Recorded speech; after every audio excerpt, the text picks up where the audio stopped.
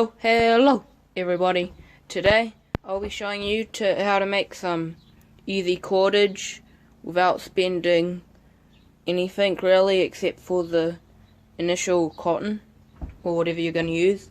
I've just got some woolen cotton stuff here. You can use most stuff. It'll work on practically any type of stuff. So what you'll need is practically, I'm using screwdrivers here. You can use pins or whatever you want, but I'm just using screwdrivers so that you can put your wool around it. And then, so you get 2 of those and your cordage, and that's about all you'll need. So as you can see, I've just got both of them and I've tied it around both sides. So it's a pretty long piece of string. It'll get much shorter once we start making it, because you need about 3, almost 4 times as long string as if you want cordage. So what I'm just gonna do here is, if you look closely at this, you probably won't be able to see, but it's already been twisted clockwise, and so I'm gonna continue to twist it clockwise because it's been manufactured like that. Most cordage, if you're getting actual like paracord or whatever, it should be fine just to twist it whichever way. So I'm just going to be twisting this clockwise, and just remember which way you're turning it, because it'll be important for the next step. You can also use a hand drill or a normal drill with a hook eye attachment of such, and that can dramatically speed up the process.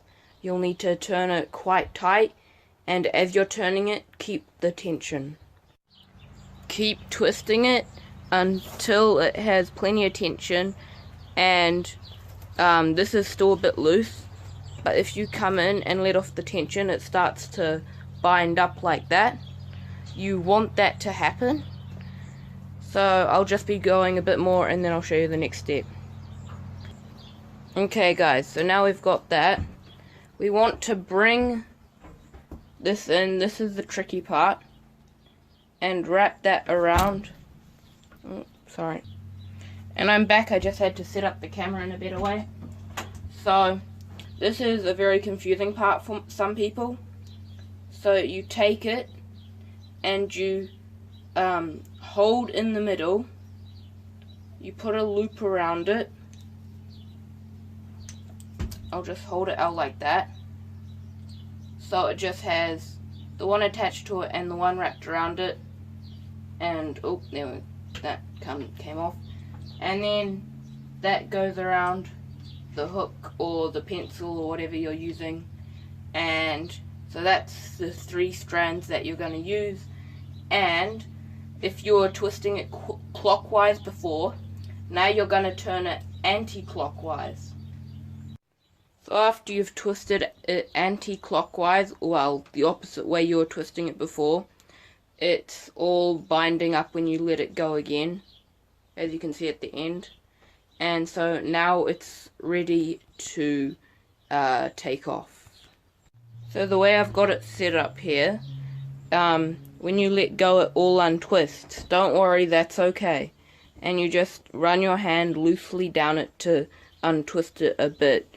But it won't need too many, you won't have to do it too many times depending on how long it is.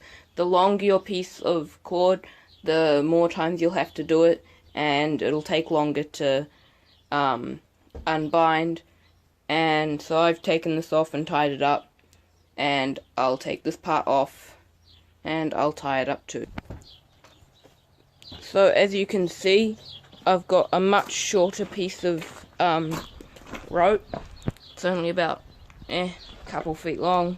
It's about 2 good feet long, and but this makes it much stronger by putting it into 3 strands, and that's my extremely economical way to make rope. Lots and lots of people on YouTube and stuff they say that you have to make this weird machine that has 3 hook eyes, and then it has a pulley system, and then it runs on an electric drill and everything. But I've done this before with a pencil and a hand drill.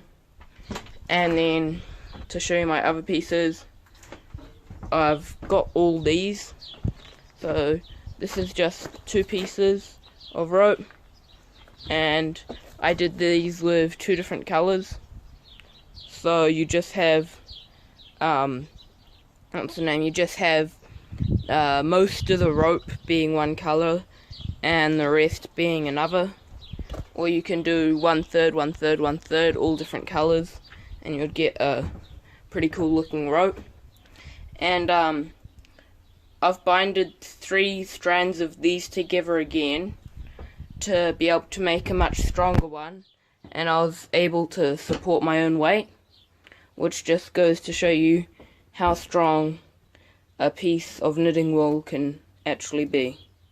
So I'll see you.